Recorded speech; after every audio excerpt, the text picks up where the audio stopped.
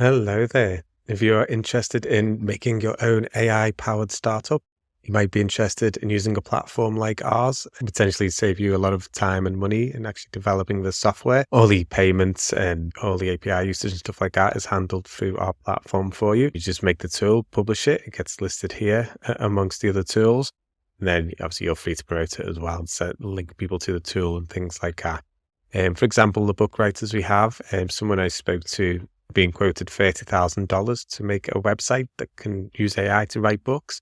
That's a tool we made in under a day on our own website, and other users have made like their own versions of it and things like that.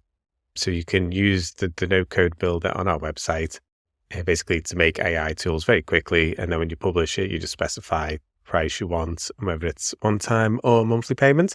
You publish it, we check it all works for you, list it on the website. You get some sales through the website itself. There, you're free to market it, then you link to it and post about it online to help you promote it. There's a few different things you can do. You can kind of share the output from it. If it was a story writer, you would press share on the last block and you can show people the story that's written.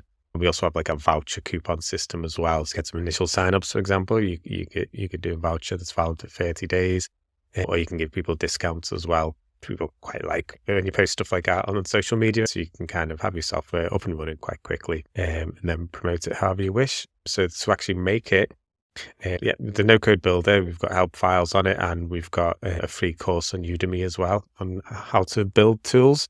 But it's pretty straightforward. If you've got any kind of development experience, it will be a bit easier.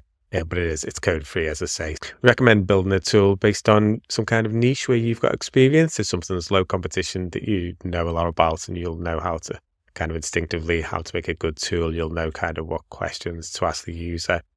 So if we were making a tool that helped people, gave advice to people that are committed speeding offences, you might say, how fast were you going?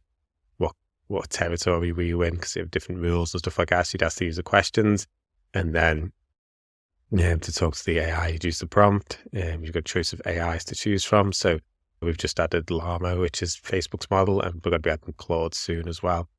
And then you just talk to the AI. So the user was speed, and speed was the at block 0. Now kind of pull in the user's answer, so on and so on. And basically able to make tools that go through a chain of prompts. We have other types of blocks as well, processing blocks that can do things you would normally need to add code to do. So it's quite a lot you can do if you want to get quite technical with it. But basically, you're able to make really powerful tools with this. Most of the tools out there that the companies sell are just like a single prompt. It's just like, what would you like your poem to be about? The user will say, a poem about cheese, and it literally just sends it to the AI and say, write a poem about this. Whereas ours, we've got tools that are up to 60 blocks long. The non-fiction self-help book writer is 60 blocks long. So you're able to get the AI to do exactly what you want to do and get a reliable output. And if it's in a niche you know about, then you'll know what questions to ask the user and what to mention to the AI that's important to get good output and things like that. So you should be able to make quite a decent. When you put in the description, the longer the description, the better, and include lots of keywords, which are things that you think people might type into Google when they're searching for your tool. And that just increases the chances that your tool will come up in Google. And upload a nice picture and stuff like that, launch your tool, and they'll be approved within a couple of days, and then you're ready to go market it. And your tool, the page itself, so this would be your page essentially that you're using to promote your tool. All your copy that you put in will be here, and then people can leave reviews in the tool and ask you questions, and you can kind of manage all that so you can reply to the user's questions. And if they give you feedback, you could go back and adjust the tool. If you get negative feedback, but then you go back and you change the tool, then we're happy to kind of remove the feedback as long as you fixed whatever the person's mentioned, just to give you kind of the best chance. And when people land on this page, they can use the code. If you've given them the code, if they're not signed up to the website, a pop-up will let them sign up within this window, so they're not like floating. They're not going to get lost on the rest of the website or end up on the other tools and things like that. They can kind of register within the pop-up. And then we recommend, social media is a good way to market it as well. So hopefully you'll get some sales just from the users who've gone on the website. So we've got at the moment 8,000 people signed up to the website. And sometimes we mention the tools in our newsletter that we send out to people as well. So we mention what new tools are there. So you may get some sales from that. If you can build a following on social media, then if you make another tool, you can mention that and another tool. So you've kind of always got that following. So that's a good way to do it, really. You just got to be careful when you post links to your tools. So you would post this link, Social media doesn't like people really leaving the website. They like to keep people on the platform. So you don't get as much coverage. So you sometimes see people using strategies where they'll just either describe the name of the tool and the site it's on and let people go find it, or they'll post a link in the comments, or they'll say, DM me for the link and stuff like that. But that's just kind of initially we're trying to build the following, so you'll be talking about the tool a lot, maybe build a page or whatever. Up to you. Obviously, there's lots of different ways to market the tool, but the coupons certainly help. You can have your tool up and running within a day. You can ask us if you have any questions using this little pop-up here, and that'll open up Facebook Messenger. We'll help you. You can test the tool. So when you press the little running man, it appears exactly as it would for the user. So yeah, the user's questions appear here.